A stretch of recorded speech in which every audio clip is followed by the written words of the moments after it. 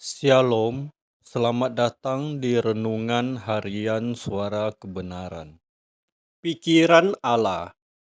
Di dalam tatanan yang Tuhan telah tetapkan sejak penciptaan, manusia diberi kedaulatan.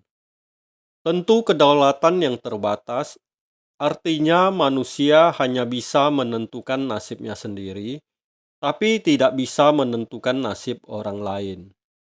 Bisa mempengaruhi, tapi tidak bisa menentukan. Tapi yang penting di sini yang harus kita sadari adalah Tuhan tidak memaksa manusia untuk melakukan sesuatu. Walaupun sesuatu itu baik, mendatangkan kehidupan, mendatangkan kemakmuran bagi manusia. Ini sebenarnya merupakan satu aspek yang kita pandang sebagai kehormatan dan kabar baik. Kehormatan artinya hidup kita tidak ditentukan oleh takdir yang tidak jelas. Kabar baiknya adalah bahwa dunia ini ada tatanan. Tetapi aspek lain yang mengerikan adalah bahwa seseorang tidak memilih apa yang tepat atau membiarkan hak bebasnya dikuasai oleh oknum lain. Manusia binasa. Jadi sebenarnya manusia di dalam kedaulatannya bisa memilih dan menentukan apa yang terbaik atau bisa menyerahkan kedaulatan itu kepada kuasa kegelapan yang nantinya menentukan keadaannya atau nasibnya. Tetapi kita tidak melihat aspek ini karena kita tidak memilih itu. Yang kita pilih adalah bahwa dalam kedaulatan kita memilih apa yang terbaik bagi kita. Apa yang terbaik bagi kita? Jawabnya Tuhan. Sebab pada akhirnya manusia hanya memilih satu dari dua pilihan. Tuhan atau setan. Kerajaan surga atau kerajaan dunia.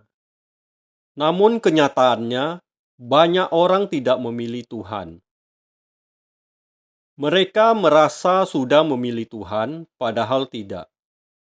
Kalau orang memilih Tuhan, ada pertaruhan atau konsekuensi, harga yang harus kita bayar. Dan harga yang harus kita bayar adalah seluruh hidup kita. Itu tidak dibunyikan dan tidak ada di Perjanjian Lama. Umat Perjanjian Lama tidak bisa menemui Tuhan secara pribadi. Mereka hanya menjadi umat, sedangkan yang dapat menjumpai Tuhan adalah imam besar.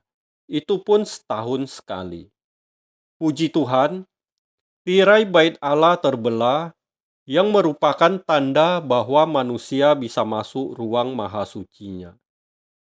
Maka di Perjanjian Baru kita tidak lagi menjadi seperti umat yang ada di Perjanjian Lama, tapi kita menjadi imamat-imamat yang rajani. Pembenaran oleh darah Yesus atas kita memberikan kita akses untuk menjumpai Allah. Tapi konsekuensinya atau harga yang harus kita bayar adalah kesucian. Dan kesucian itu melibatkan seluruh hidup kita tanpa batas, termasuk pikiran kita. Dalam Matius 16 dikatakan, "Enyalah iblis, sebab engkau bukan memikirkan apa yang dipikirkan Allah, tetapi apa yang dipikirkan manusia."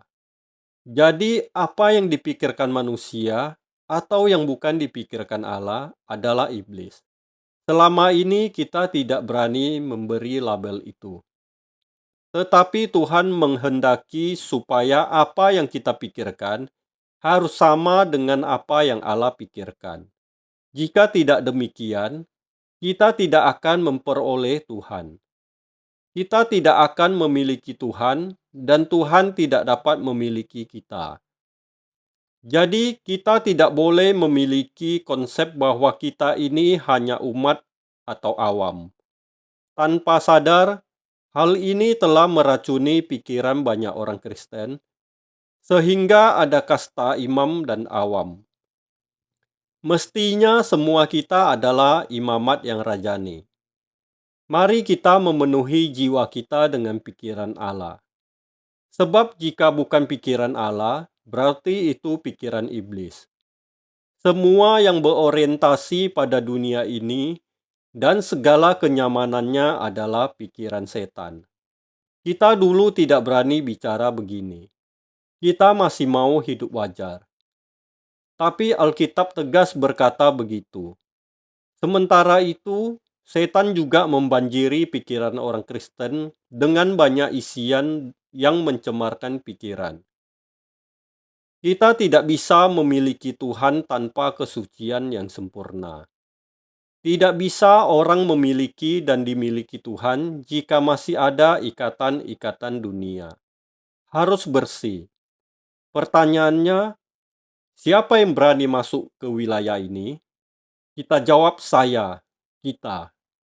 Di dalam perjuangan kita untuk menyerahkan seluruh hidup, guna memiliki Tuhan dan dimiliki Tuhan, kita pasti akan tahu apa yang Tuhan tidak berkenan dan apa yang Tuhan berkenan. Roh Kudus pasti bicara. Tapi kalau orang sudah tidak memiliki tekad dan niat untuk dimiliki dan memiliki Tuhan, dia kabur terus, kacau terus. Sampai tua akan berkata, kita ini manusia yang penuh kelemahan dan kekurangan. Mudah-mudahan nanti kita berubah. Sejatinya dia tidak akan berubah.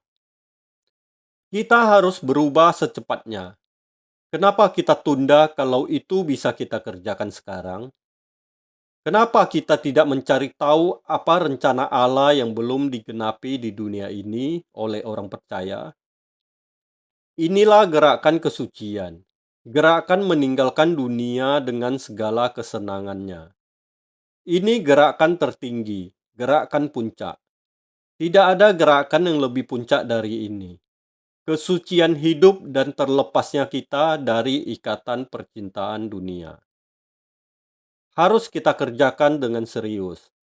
Sebab pada akhirnya sebagai umat pilihan kita harus memilih. Apa yang dipikirkan Allah atau yang dipikirkan manusia. Dan kita memilih apa yang dipikirkan Allah. Jadi gerakan ini melibatkan kita semua. Ini bukan masalah dengan sesama. Ini masalah kita dengan Tuhan. Yang akhirnya memang akan berdampak terhadap sesama. Jangan takut kehilangan hidup. Karena Yesus berkata, barang siapa kehilangan nyawa karena aku, ia akan memperoleh nyawa. Sebenarnya ini sama dengan gerakan bunuh diri. Membunuh kedagingan kita. Amin. Tuhan Yesus Kristus memberkati.